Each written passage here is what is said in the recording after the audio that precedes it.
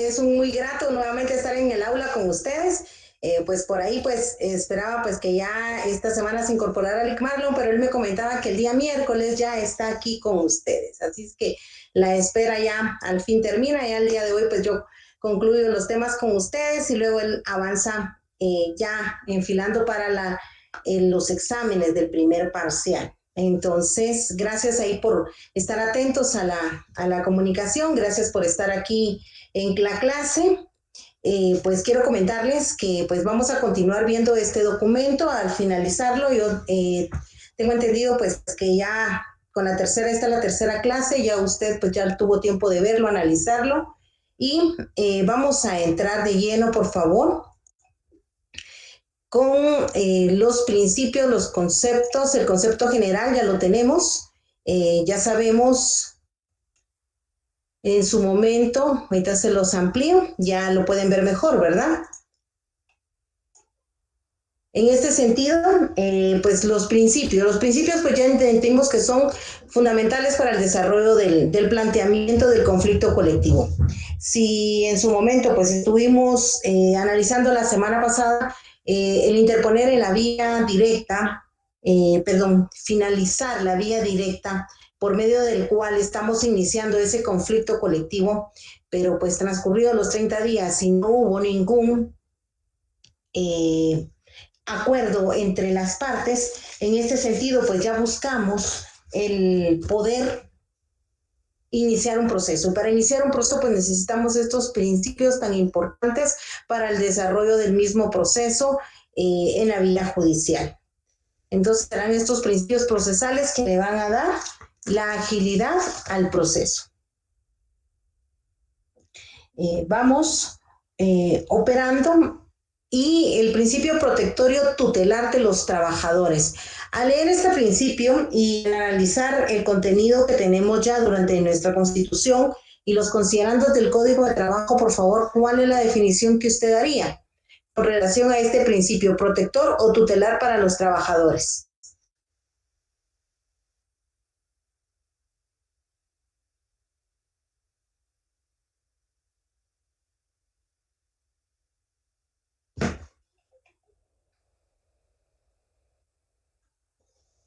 Jóvenes, ¿no? ¿Ninguno? ¿Ninguno opina? El principio protector o tutelar para los trabajadores. ¿Qué hemos entendido con él? ¿Cómo lo vamos a utilizar? ¿En qué momento lo podremos nosotros utilizarlo como un lineamiento, como una directriz dentro de nuestro proceso? Si estamos planteando un conflicto colectivo de carácter económico, social, ¿qué es lo que buscamos con ese planteamiento de ese conflicto colectivo?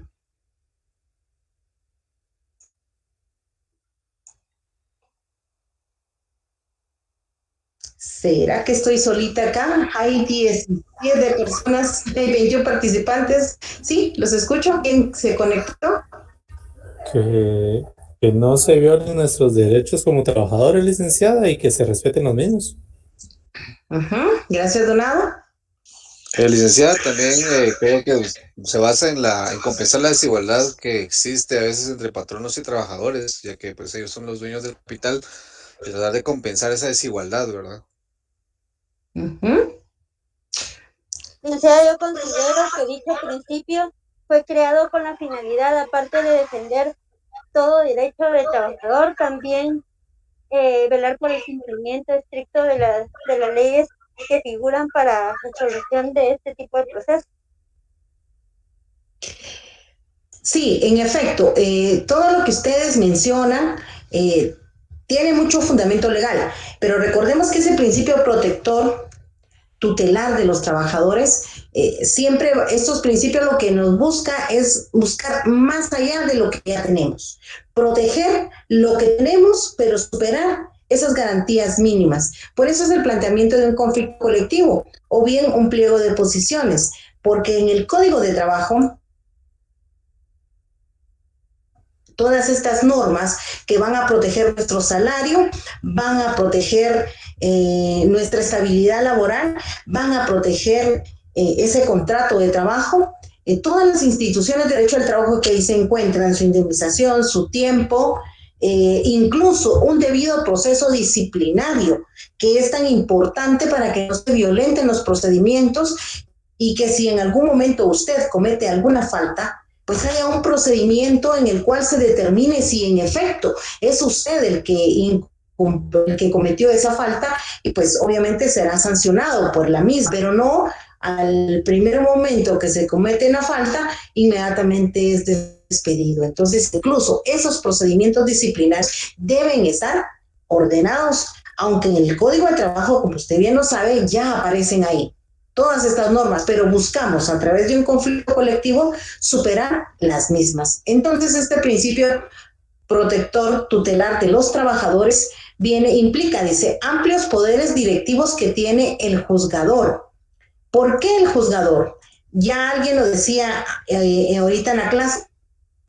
En su momento se busca proteger al trabajador porque está en desventaja con la fuerza de capital y la fuerza de trabajo.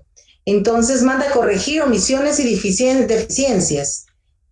Corregir omisiones o deficiencias. Recordemos que en nuestro Código de Trabajo en uno mismo está todo lo sustantivo y todo lo adjetivo. Entonces significa de que en algún momento nos podemos perder por la parte procesal, que puede hacer que supletoriamente tenemos que ir a otras normas para poder aplicarla, porque hay un vacío legal. Entonces, corregir omisiones o deficiencias. En este sentido, tenemos lo que es el artículo número 15 del Código de Trabajo, que busca fortalecer esa norma, ese planteamiento que estemos haciendo. Ordena la evaluación de la prueba y si existen dudas, puede dictar autos para mejor proveer. El auto para mejor proveer, ¿quién se recuerda de él? Lo acabamos de ver ahorita, en el semestre pasado.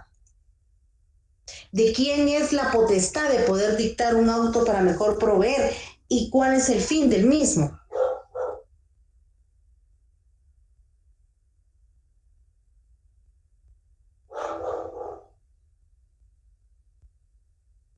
La potestad del juez, licenciada, y proveer al trabajador mejoras. Es la potestad del juez, pero ¿cuál es el fin esencial de un auto para proveer? ¿Qué busca el juez con él? Licenciada, el esclarecimiento de cualquier ambigüedad o algún punto oscuro que hay dentro de la norma o algún vacío. Uh-huh.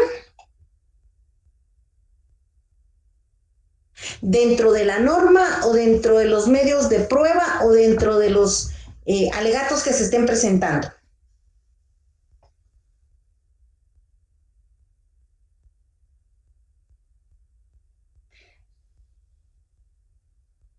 Jóvenes, es con con las pruebas que en su momento están siendo aportadas dentro del proceso, que se están ventilando en el mismo, en donde se busca otorgar un derecho a la parte solicitante, pero existe esa duda, existe esa ambigüedad, como bien lo dice Rafa, en cuanto a si le otorga el derecho o no, o si el documento o la prueba que ha sido presentada realmente debe el juez valorarla bajo esos principios de equidad y de justicia para poder dictar un fallo apegado a la ley. Entonces, así sería el principio protectorio tutelar de los trabajadores. Principio de economía procesal. Bueno, ustedes saben que todos los procesos buscamos que que tengan celeridad, que sean rápidos en su tramitación. ¿Por qué? ¿Por qué razón? ¿Por qué consideramos eso? Porque necesitamos que estos procesos, pues, tengamos el resultado inmediato. Lamentablemente, pues, a la presente fecha, esos resultados ya no son tan inmediatos como desearíamos. Lamentablemente, pues, por la mora judicial que se tiene, la carga judicial que ha venido a generar esta pandemia, pues ha limitado mucho a los juzgados, en donde pues siento yo que las autoridades también se han quedado cortos de poder buscar soluciones más inmediatas y de alguna forma pues buscar que ese proceso tenga esa celeridad y esa rapidez para la tramitación. Limitación de las defensas procesales eliminándose el planteamiento de recursos de la fase de la conciliación. Bueno, dentro de la fase de la conciliación, para poder llegar a la fase de la conciliación, jóvenes, en la vía judicial tenemos que recordarnos, por favor, aquí me van a ayudar a ustedes, tenemos que recordarnos de la vía directa. En la vía directa, ¿en dónde tenemos el procedimiento y el planteamiento de la realización de la vía directa? Según lo vimos la semana pasada.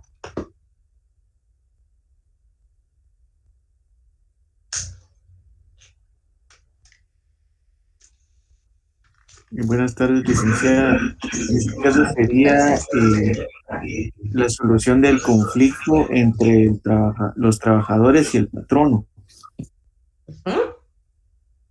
En efecto, en el artículo 51 nos relata todo el procedimiento para poder llevar a cabo la negociación en la vía directa. O sea, finalizando esta negociación, ese acercamiento, ese es el primer paso, ese acercamiento que tuvimos con la parte patronal, en el párrafo siguiente, después de la litera C, ahí nos marca, la semana pasada marcamos y anotamos en dónde inicia la fase de la vía directa, el procedimiento.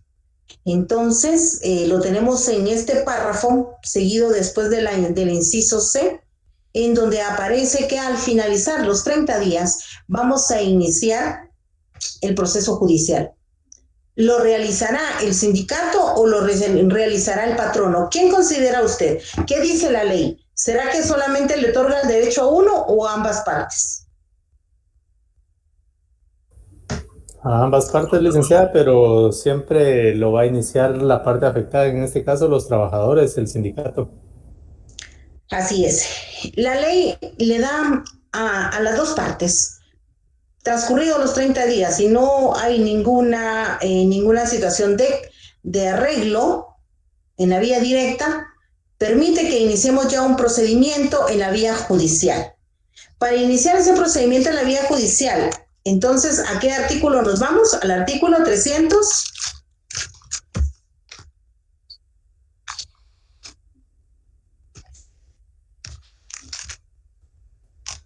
¿Qué artículo es? 374.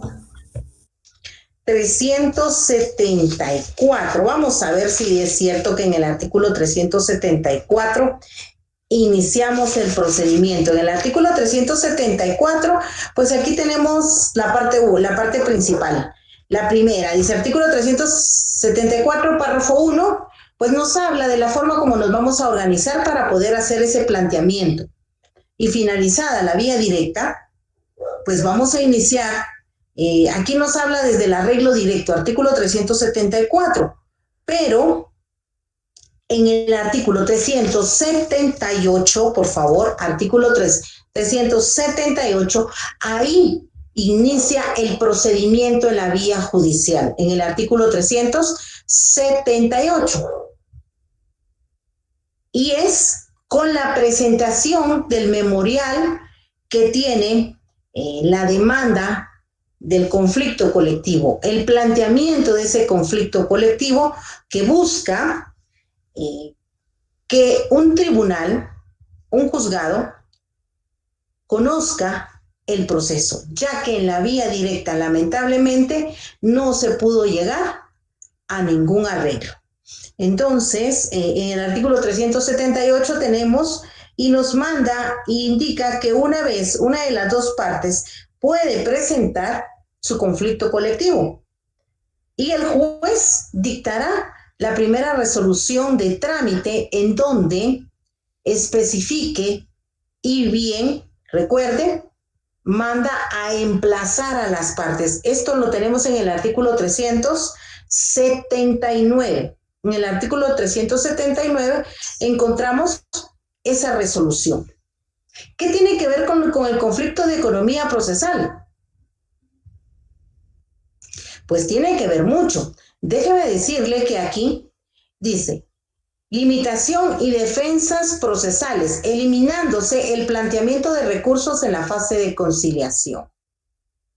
Significa que la economía procesal va a buscar que ese proceso tenga celeridad y rapidez. Y el eliminar la limitación de las defensas procesales dentro de la fase de conciliación, que todavía no la hemos iniciado, pueden presentarse recursos apelando dicho procedimiento. Y lo que se busca es que ese proceso pues sea lo más dinámico posible al evitar el planteamiento de estos recursos. En la fase del Tribunal de Conciliación, este va a iniciar, jóvenes, con la presentación del escrito. Entonces, con el artículo 378. Con eso iniciamos, con la presentación del escrito o memorial, en donde vamos a plantear el conflicto colectivo. Luego, después del planteamiento, en el artículo 379, vamos a encontrar ahí la forma y los puntos claves que va a tener esa primera resolución, en donde el juez va a dictaminar las prevenciones, artículo 379. Ahí aparece la resolución que dicta las prevenciones. Bueno, seguido, después de esto, pues se va a buscar la integración del tribunal y ahí es donde se van a plantear estos recursos que van a limitar a que las personas que se estén nombrando para participar dentro de ese conflicto colectivo, que van a ser los representantes de los trabajadores y los representantes de la parte patronal, van a buscar de alguna forma cómo impedir que estas personas tomen posesión y entren a la negociación. Entonces, eso es lo que busca este principio de economía procesal, eliminar esas malas prácticas de litigación. La sustentación del proceso. ¿Qué entendemos con el proceso? Es totalmente gratuito. Quiere decir que dentro del juzgado de trabajo, todas las actuaciones que ahí se den, estas no van a tener ningún costo. También vamos a ver las dispensas de los gastos judiciales, como lo que son los embargos, pregoneros, si es necesario, pues el auxilio de abogados, excepto cuando se integra un tribunal de conciliación y arbitraje.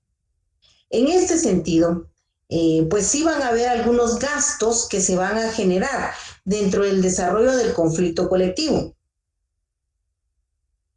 pero serían gastos propios del diligenciamiento del proceso, mas no así ante los juzgados de trabajo. Obviamente, dentro de esa litigación, pues van a estar los honorarios de los abogados que estén participando en el desarrollo del proceso. Y pues, de alguna forma, pues en este sentido, los sindicatos se organizan para el pago de los mismos. Y en este caso, en el otro caso, la parte patronal pues asume los gastos de sus abogados. Principio de concentración. ¿Qué se recuerdan ustedes con este principio de concentración en el derecho individual?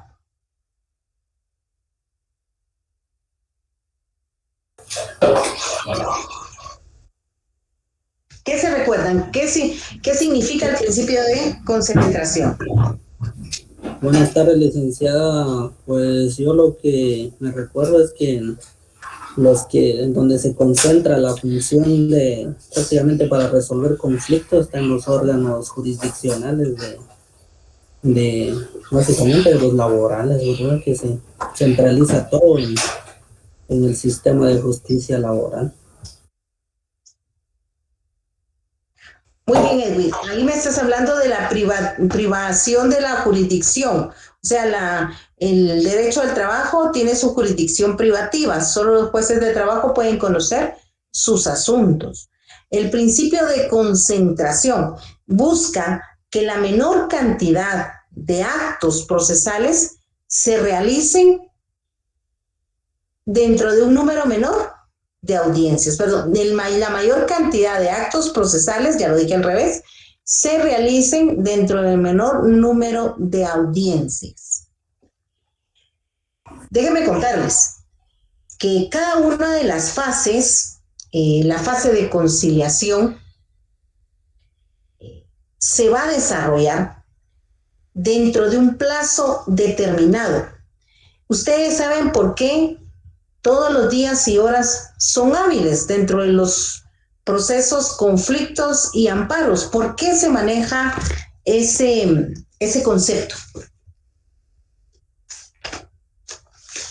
¿Por qué la ley le da cierta preeminencia a los conflictos y a los amparos? Para solucionar el conflicto lo antes posible y quien dependa de esto, pues no tenga tanto perjuicio al momento de hacer un paro, licenciado. Muy bien, gracias. Así es. En este sentido, dentro de la materia de trabajo, el conflicto colectivo está en riesgo el trabajo para cientos de trabajadores, así como la producción del patrono y la subsistencia de la misma empresa. Entonces, por eso mismo, los plazos dentro de este conflicto colectivo se van a catalogar siempre en horas. Por eso mismo, el juicio ordinario laboral, le pregunto mejor, el juicio ordinario laboral, ¿cuánto tiempo manda la ley que se debe de realizar? ¿Dentro de qué tiempo?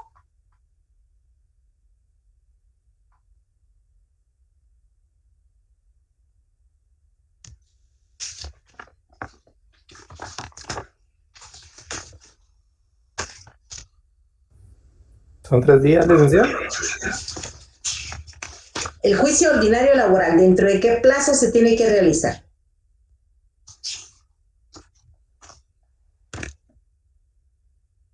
Si fuera esa la pregunta de privado, ¿qué diría?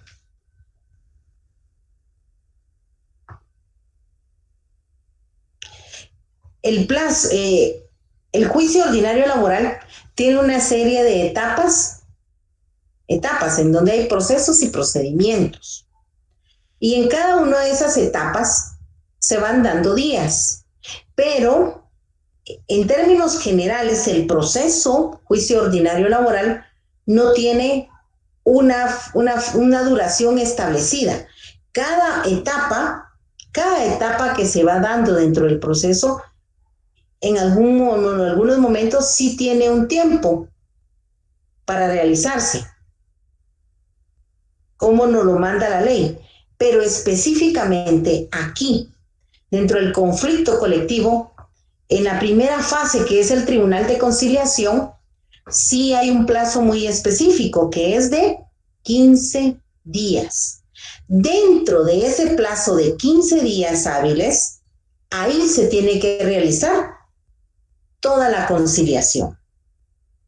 Por eso mismo los jueces, cuando se ha planteado un conflicto colectivo, no miran más procesos que el diligenciamiento del conflicto colectivo. ¿Por qué? Porque en este sentido ellos no pueden salirse del plazo que marca la ley. Y la ley ordena en el artículo 393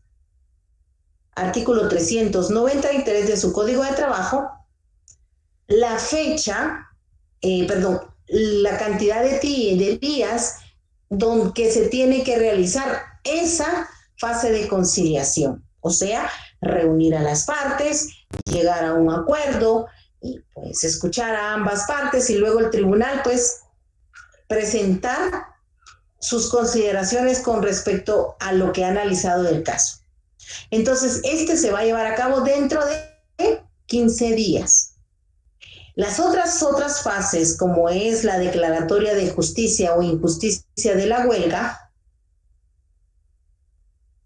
si es declarada justa o injusta, también tiene un plazo. Y este se debe de realizar dentro de 15 días. Igual, el mismo plazo, dentro de los 15 días. No se puede pasar de ese plazo. Y luego los otros procedimientos con relación a la declaratoria al arbitraje. Lo mismo, el tribunal de arbitraje, todas estas fases se deben de realizar dentro de 15 días. El juez no puede estar realizándolo el día 16, el día 17, no. Dentro de los 15 días, cada una de las fases del conflicto colectivo. Entonces, ¿aquí qué buscamos? Este principio de concentración a la mayor cantidad de actos procesales en el menor número de audiencias. Los conflictos colectivos del Tribunal de Conciliación y Arbitraje únicamente duran 15 días, ¿sí? Desde la declaratoria de competencia de los mismos, a partir de ese momento dura 15 días. Artículo 393. Principio de bilateralidad y no individualizada. ¿Qué comprendemos con este principio? Yo sé que usted ya lo leyó y ya lo analizó, para que no se me duerma ahí que solo yo estoy hablando.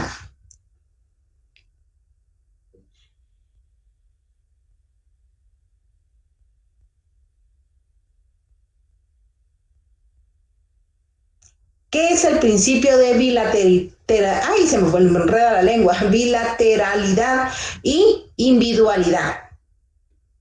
Individualizada.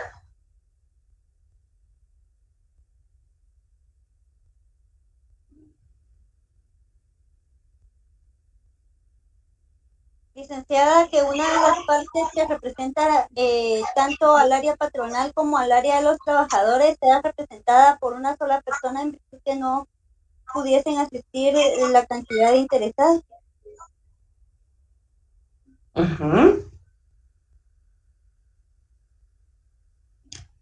Muy bien. ¿Quién más?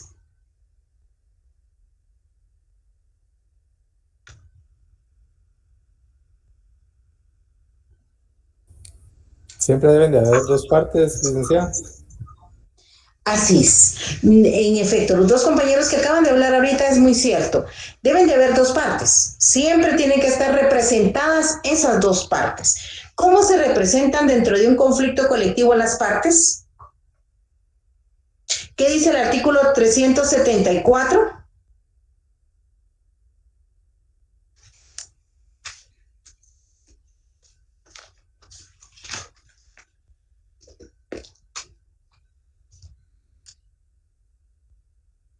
Arreglo directo, artículo 374.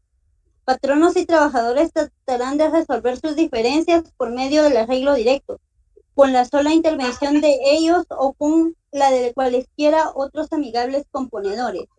Al efecto, los trabajadores pueden constituir consejos o comités ad hoc o permanentes en cada lugar de trabajo, compuestos por no más de 3 miembros, quienes se encargarán de plantear a los patronos o a los representantes de estos verbalmente o por escrito sus quejas o solicitudes.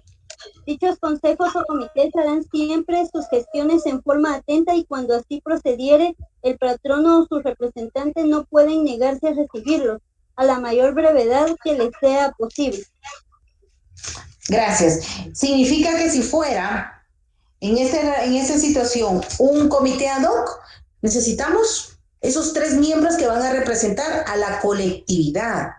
Porque en este caso, si nos damos cuenta, el mayor número de personas que van a concurrir a esas reuniones o a esa reunión son los trabajadores. Ahora, en el artículo 206,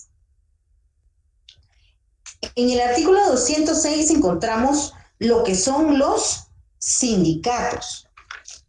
En este sentido, vamos a buscar que el sindicato representa a toda una colectividad y cuáles van a ser esas funciones específicas con las que se va a representar el sindicato. ¿Qué es lo que va a buscar el sindicato en su representación? ¿Cómo va a estar formado el sindicato? ¿Cómo se integra este sindicato? Esa estructura tan profesional que es. En el artículo 220.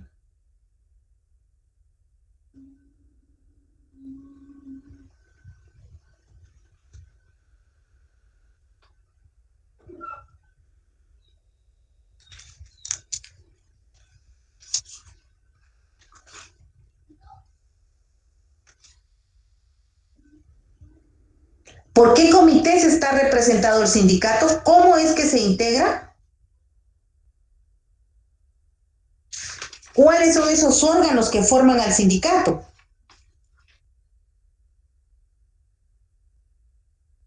¿El sindicato tendrá un consejo o tendrá una asamblea general? ¿Qué dice usted?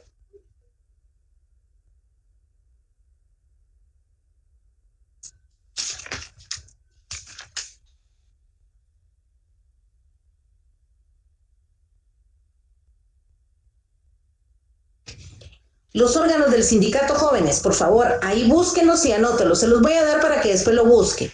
La Asamblea General, artículo 222. ¿Cuáles son esas atribuciones que encontramos en la Asamblea General? Artículo 222. El comité ejecutivo.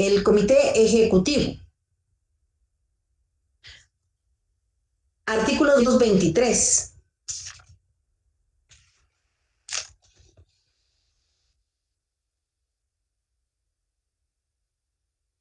El comité consultivo, artículo 224.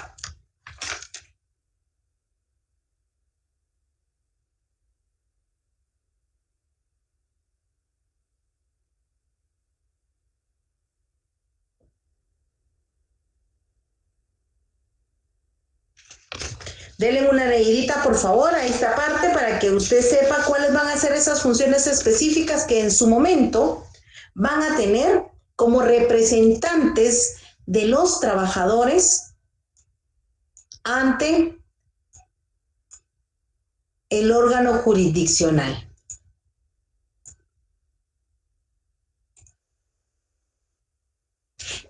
¿Qué es lo que tienen como representantes? ¿Qué clase debe de cumplir? Vamos a repasar. El principio de bilateralidad y no individualizar. Está organizado, perdón un momentito, vamos a ver, se me perdió la imagen. Está organizado de manera diferente en el proceso colectivo. En este proceso no se puede traer a todas las personas, o sea, a todos los trabajadores, debemos de estar siempre representados. Vamos a ver, el órgano judicial, ¿cómo cree usted que va a estar representado? Vamos a ver si se recuerda. ¿Cómo se representa ese órgano tripartito en el que se convierte el juzgado?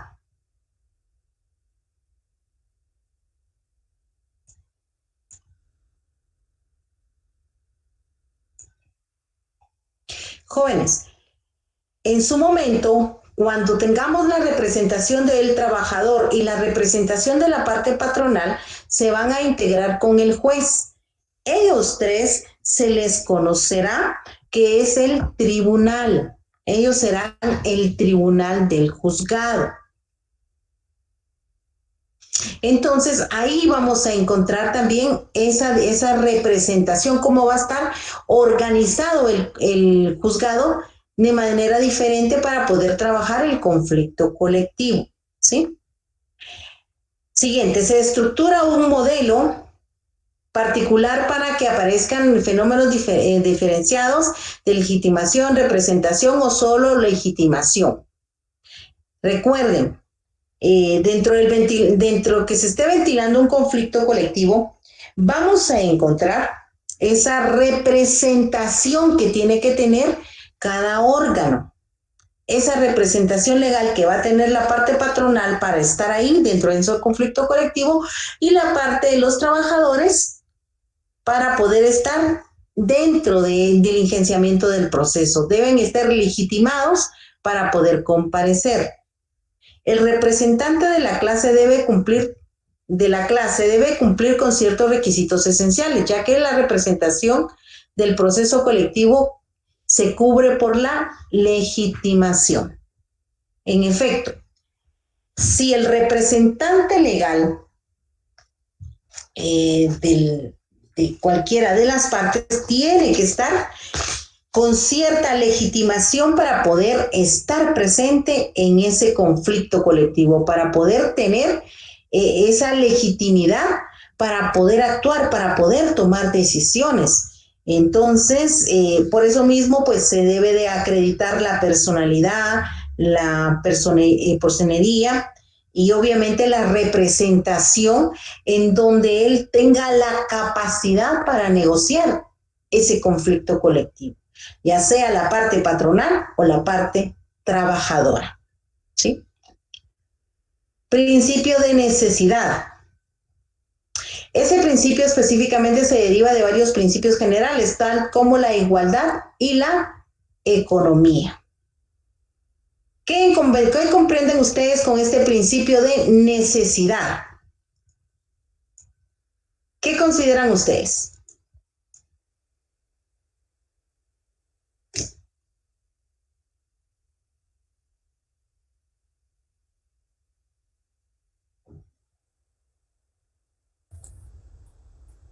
¿Que debe de haber necesidad de aclarar algo o de solucionar algún conflicto que se esté dando, ¿verdad, licenciada?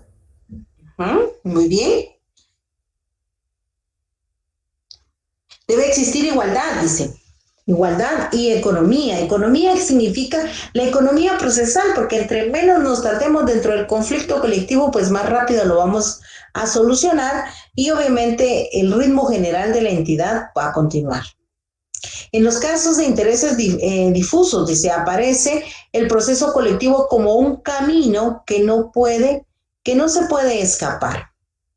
¿Qué significa esto? Si los trabajadores en algún momento han generado cierto planteamiento para el patrono, en donde el patrono pues ha descartado cada reunión, cada petición, ha hecho oídos sordos a las necesidades de los trabajadores, con el planteamiento del conflicto colectivo, pues ya no va a ser así, dice, ya no se puede escapar. ¿Por qué consideran ustedes que tiene esa fuerza?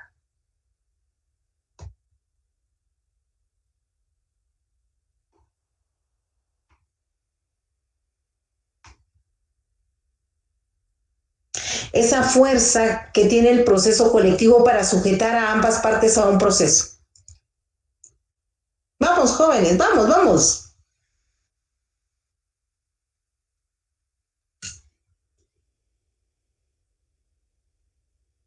¿No? ¿Porque es coercitivo, licenciada? En efecto, aunque el proceso colectivo tenga varias fases, como es la fase de la conciliación, la fase declaratoria de justicia o injusticia de la huelga, la fase de declaratoria de justa o injusta, la declaración del tribunal de arbitraje, en ese momento, en la fase de la conciliación no es tan coercitiva la decisión de los jueces, pero sí imperativa porque está dentro de un órgano judicial, dentro de un órgano que significa que tal vez en esa primera fase no van a obligar a las partes a someterse a lo que el juez ordene, pero sí al final, en la parte del arbitraje, ahí sí se va a resolver de una u otra forma el conflicto. Entonces, por eso mismo, pues aquí en el principio de la necesidad, ese principio de necesidad, el juez va a ver necesario que dentro de un menor tiempo pues este conflicto sea solucionado, seguramente tomando medidas drásticas, pero pues efectivas para que pueda concluir el proceso. ¿Por qué es el principio de necesidad? Porque son derechos de todos. Recuérdense que los derechos son inherentes a la parte trabajadora y están contemplados dentro de una norma constitucional, también dentro de una norma ordinaria que es el Código de Trabajo, y también tenemos los convenios que hasta cierta forma vienen a reforzar todo lo relacionado a la libertad y derechos que nos proporcionan dentro de los conflictos colectivos. Vamos a ver, ¿quién se recuerda de algún convenio que se relacione al conflicto colectivo?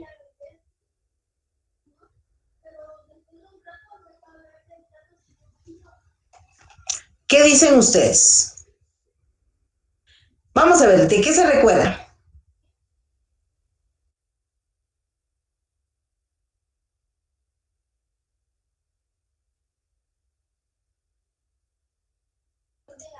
Bueno, les voy a dar algunos. Tomen nota, por favor. Tomen nota de algunos convenios para que usted ya los vaya a imprimir, los tenga ahí listos o por lo menos ténganlo dentro de su folder de derecho colectivo. Artículo 87, convenio 87, libertad sindical.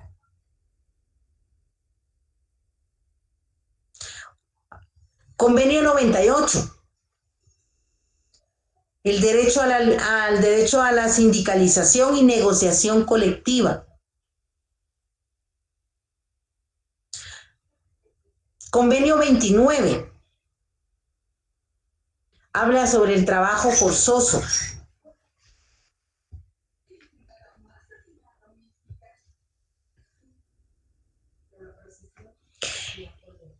También el artículo 105, el convenio 105, habla sobre la abolición del trabajo.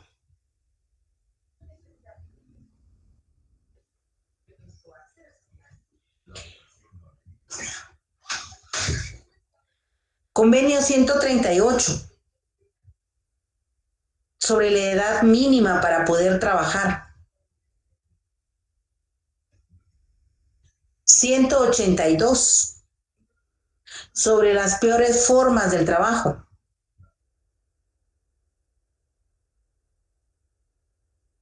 Convenio 100, igualdad de remuneración.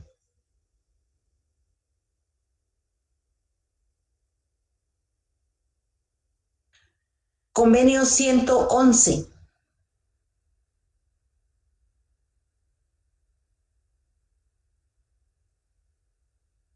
sobre la discriminación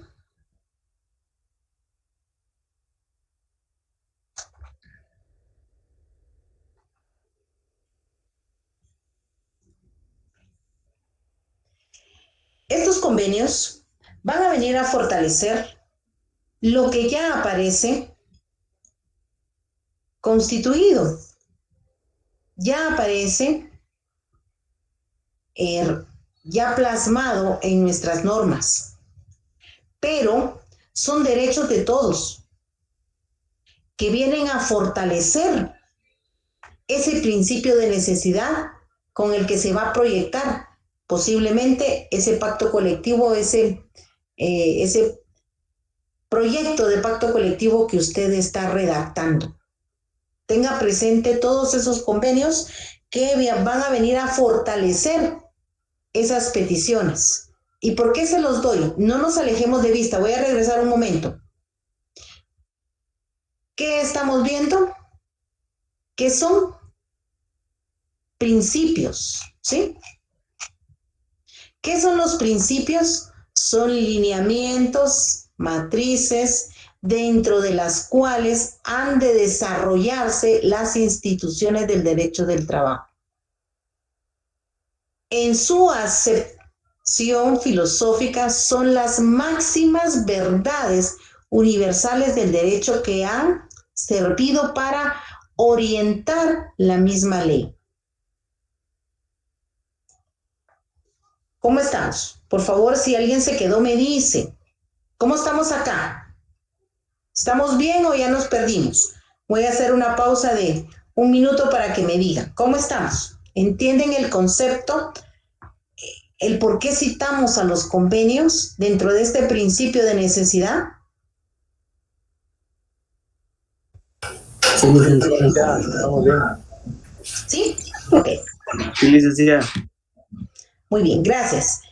Entonces acá, este principio de necesidad, al igual que los otros, todos esos convenios van a venir a fortalecer todo lo que usted va a plasmar en ese pliego de peticiones, en ese proyecto de pacto colectivo, en donde usted, según las necesidades que se estén tratando en esa entidad, va a ser necesario fortalecer con esos principios también orientándose dentro de los convenios a fortalecer esas peticiones que usted va a redactar.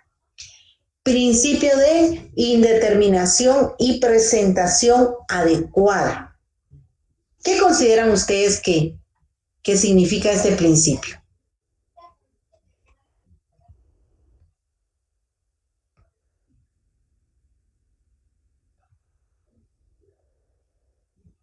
Principio de indeterminación y representación adecuada. ¿A qué se refiere? Que tal vez que todas las partes deberían ser notificadas, pero como generalmente son muchas, debe haber una persona jurídica como que representándolo. Así es.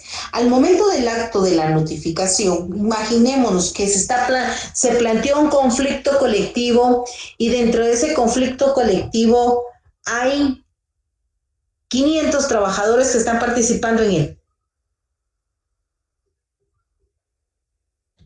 Sería demasiado desgastante notificarle a las 500 personas. Aquí lo que la ley exige y busca es que haya una representación legal, que dentro del grupo de personas que plantearon el conflicto colectivo se elija a una y a esa una se le notifique en representación de todos los trabajadores. A eso se refiere. Principio de autonomía.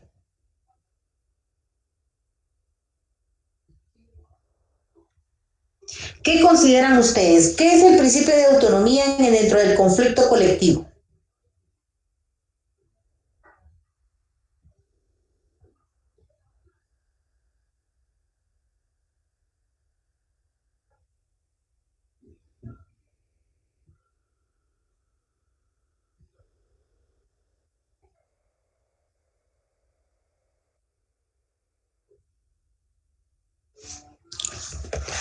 Vamos a ver. ¿Qué piensan ustedes? El principio de autonomía. ¿Qué es autonomía? Descompongamos la palabra. ¿Qué es autonomía?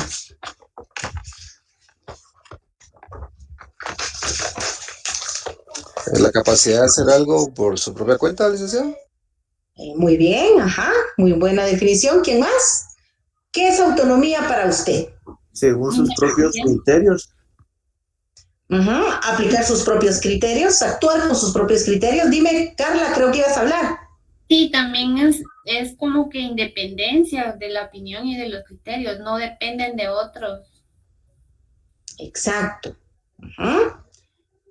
Entonces ya sabemos qué es autonomía, ya sabemos que la universidad es autónoma. Sí. Así es, licenciado. ¿Depende de las decisiones del ejecutivo o del legislativo o del judicial? No, la universidad es autónoma. Hay muchas instituciones autónomas en el país. Entonces, ese principio de autonomía nos dice, como ya bien lo dijeron ustedes, nos da individualidad, nos da tomar decisiones bajo nuestra propia responsabilidad. ¿Qué significa esto? El principio de autonomía viene y describe de que el conflicto colectivo, el proceso, fíjese bien, no el conflicto, el proceso colectivo va a tener un procedimiento único, a eso se refiere, es autónomo. ¿Cuál es el proceso común que conocemos todos? El que acaban de estudiar ahorita en el semestre pasado. ¿Qué juicio, qué proceso estudiaron? El ordinario, ¿no? El juicio ordinario. Ese es el proceso común dentro del derecho del trabajo. ¿Sí? Pero ese proceso aquí no lo vamos a utilizar. En este sentido, el conflicto colectivo de carácter económico social tiene su procedimiento propio. O sea, que al amparo del artículo 393 se va a llevar a cabo su propio proceso, ¿sí? En el artículo 393 marca que el proceso colectivo tiene su propio procedimiento para ejecutarse. Aquí no vamos a aplicar el juicio ordinario laboral. El juicio, el conflicto colectivo de carácter económico social se va a desarrollar bajo su propio proceso. Y el proceso está enmarcado en el artículo 393. ¿Sí? Pregunto, si a un trabajador está emplazado con un conflicto colectivo la entidad, ¿qué le dijera yo? ¿De qué? Ministerio de Educación. Está emplazada. Y el ministro despide a 100 maestros. ¿Cuál es el procedimiento que van a utilizar los maestros para hacerle ver al juez que se está violentando las prevenciones que dictó en ese conflicto colectivo? ¿Cómo se llama ese proceso? Usted lo conoce, lo ha mencionado. Denuncias de reinstalación, ¿sí? Eso es un procedimiento específico para esos trabajadores para reincorporarlos a su trabajo. Ahora, ¿qué sucede? Sí. El ministro de Educación necesita despedir a 100 maestros, pero hay un conflicto colectivo vigente. ¿Qué procedimiento utilizaría? ¿O debe utilizar?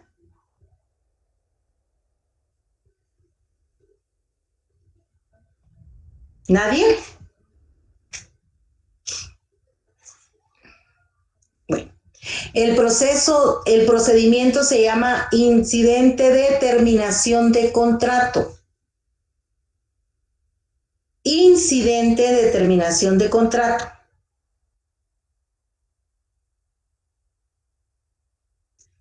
Este es un proceso específico que se realiza a través de un incidente para poder solicitarle ese permiso al juez para despedir a los 100 trabajadores. Esta sí se la sabe, porque si no voy a cuestionar el haber ganado el semestre anterior. Cuando lo despiden de su trabajo y no le pagan sus prestaciones laborales, ¿qué proceso usted va a iniciar?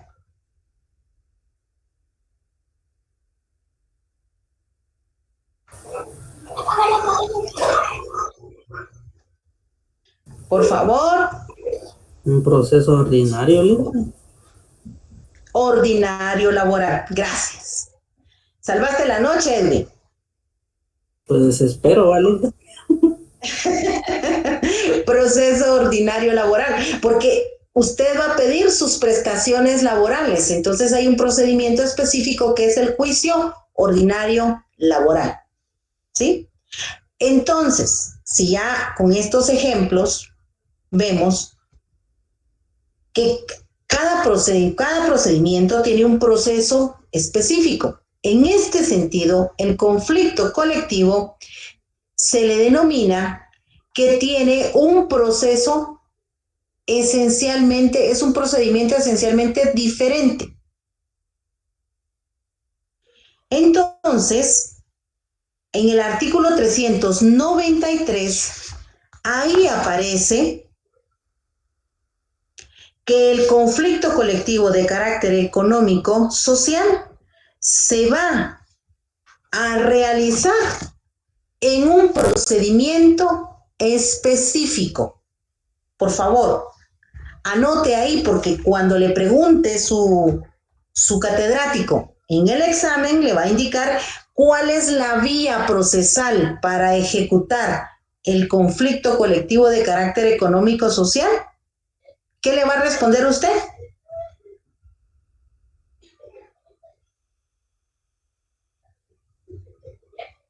Que tiene un proceso específico. Artículo, fundamento legal, artículo 393. Por eso el principio de autonomía, porque cada proceso tiene su propio procedimiento para desarrollarse.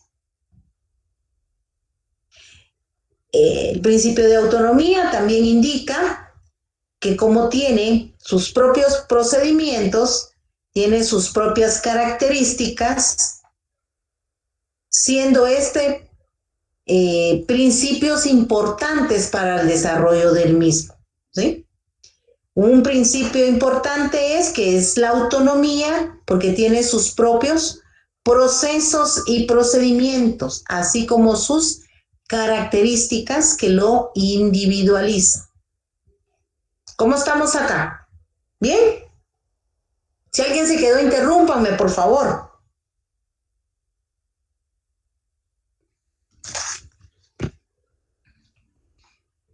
¿Estamos bien? Por favor, me dicen. Licenciada. Estamos bien, Bueno. Principio de reparación, mejora o reivindicación. Reparación. ¿Qué entendemos por reparación? Vamos a ir desglosando cada palabra, cada concepto de este título, de este principio.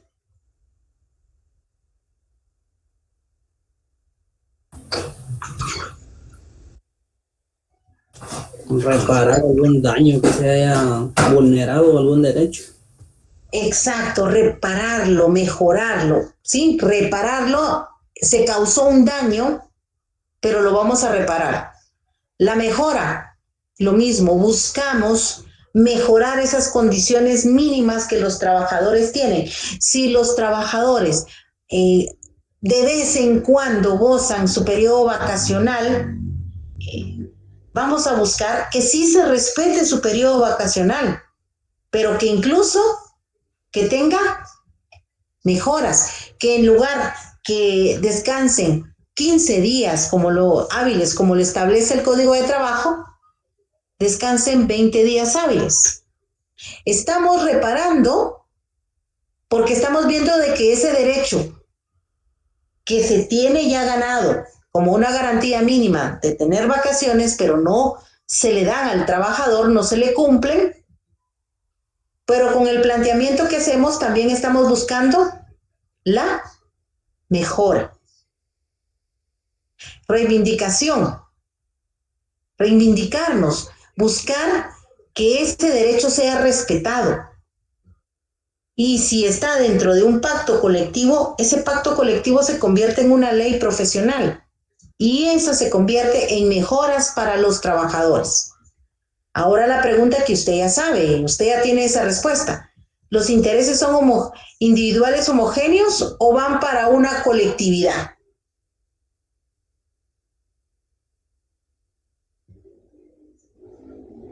¿Qué dice usted? Esa mejora de las vacaciones, del periodo vacacional, ¿solamente la va a disfrutar los trabajadores que están sindicalizados o la va a disfrutar todos los trabajadores que pertenecen a la empresa? Todos. Una colectividad ya. Así es. O sea, los intereses no son individuales, ¿sí? Los intereses van a ser individuales homogéneos porque se va a aplicar a cada persona, pero estos están inmersos para una toda colectividad.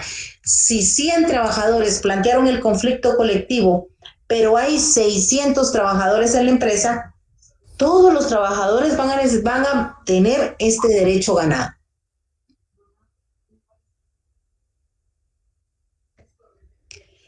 Este principio deriva de las pautas establecidas en el artículo, en la legislación, dice.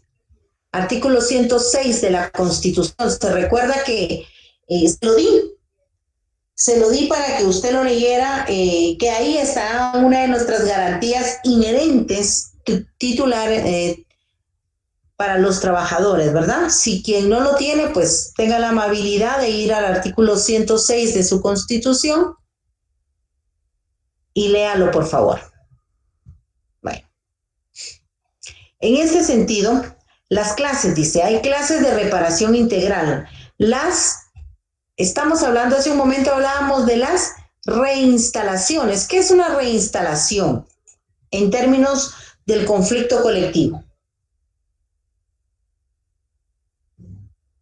Ya se los expliqué hace un momento.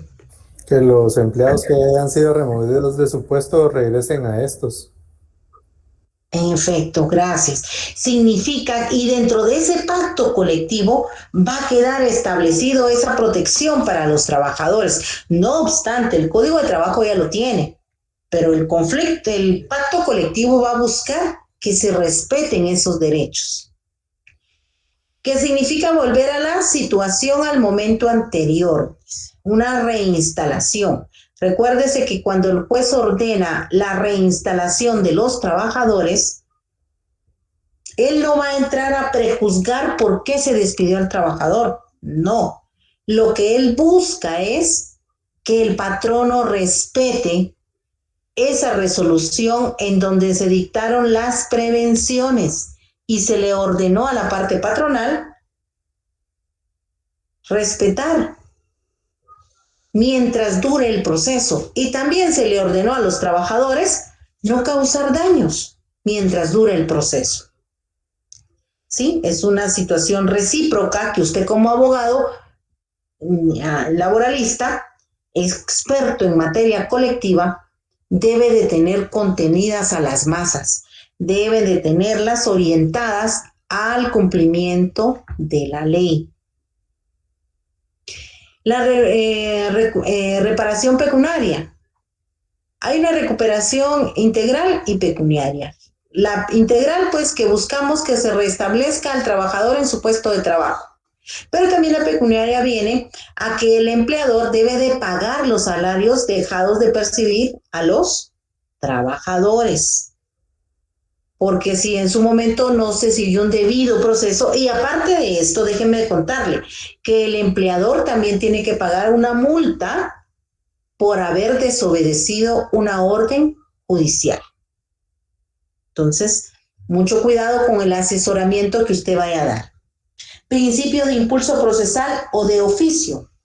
Vamos a ver, impulso procesal de oficio. ¿Qué entendemos con esto? Yo sé que esto ya lo vienen manejando desde civil, desde penal, ahora laboral. ¿Qué piensa?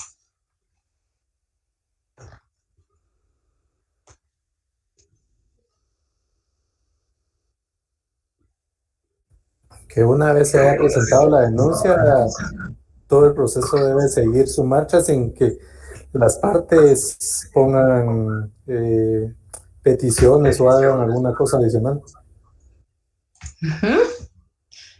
Gracias José. ¿Alguien más? Licenciada, que a diferencia de los demás procesos que son a petición de parte, esto sigue su curso de oficio, donde Así no hay es. necesidad de que estén las partes solicitando, sino tiene que seguir sus fases procesales. Gracias, Helen. Gracias, José. Así es. En este sentido, recuerden, el conflicto colectivo, todas sus fases se van a desarrollar dentro de un plazo perentorio. Y ese plazo perentorio es de 15 días. Dentro de 15 días se va a celebrar la fase de la conciliación. Dentro de 15 días se va a celebrar la legalidad o ilegalidad de la huelga. Dentro de 15 días se van a celebrar la justicia o injusticia de la huelga. Y dentro de 15 días se estaría celebrando lo que es el tribunal de arbitraje. Son plazos perentorios. Entonces, aquí es de oficio. Toda la actividad procesal desde que se presenta el conflicto colectivo es de oficio. Cada una de las fases precluye la siguiente, ¿sí? Una Principio de perdón. ¿Sí? ¿Qué manda? Dime. En el ejercicio, ya fuera de la teoría, ¿se cumplen estos plazos perentorios? Sí, sí se cumplen, Carlita. Sí se cumplen porque los jueces, ahí sí, dentro de los plazos ordinarios, como son los juicios ordinarios, por eso es que los juicios ordinarios a veces se atrasan también, los incidentes de faltas, juicios ordinarios, los declaratoria post-mortem, las reinstalaciones, la incidente de terminación de contrato, todos los demás procesos quedan en suspenso cuando hay un conflicto colectivo vigente. El juez cumple con esos plazos. Él sí debe de cumplir, sí los cumple. Principio de actuación a instancia de parte o dispositivo.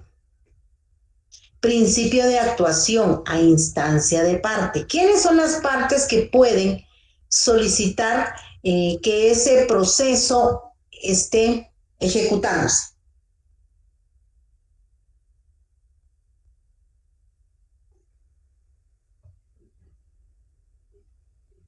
Pues las partes procesales, en este caso,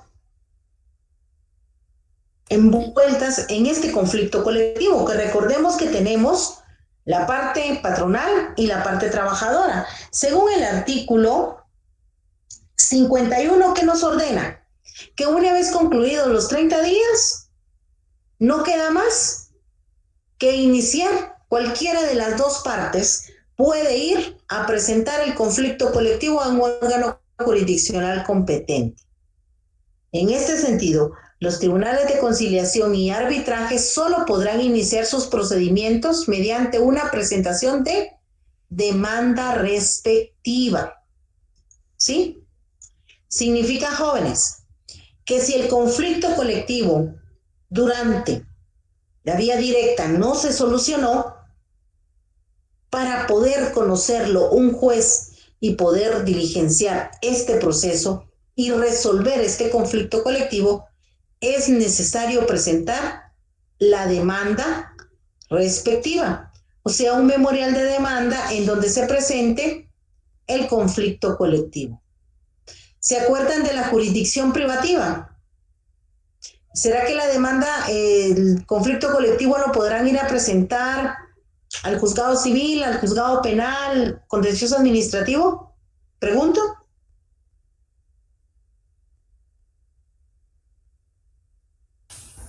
No, licenciada. En efecto, no. Le corresponde al juzgado de trabajo conocerla, pero previo a darle trámite a esa demanda, recordemos que previo a eso debe de haber una demanda. El proceso se va a llevar de oficio, sí, es cierto, de oficio se va a realizar el mismo, pero tiene que haber una acción, tiene que presentarse la demanda. Y eso significa el principio de actuación a instancia de parte, o bien dispositivo, actuación a instancia de parte. O sea que la parte que se considere vulnerada en sus derechos va a presentar la demanda. Como bien lo decía uno de ustedes hace un momento, normalmente pues son los trabajadores, los sindicatos, quienes se sienten vulnerados en su parte pues más débil de la relación laboral, respetados. Bueno, jóvenes, estando ya de verdad yo me despido con escasos minutos. Espero haber podido ampliar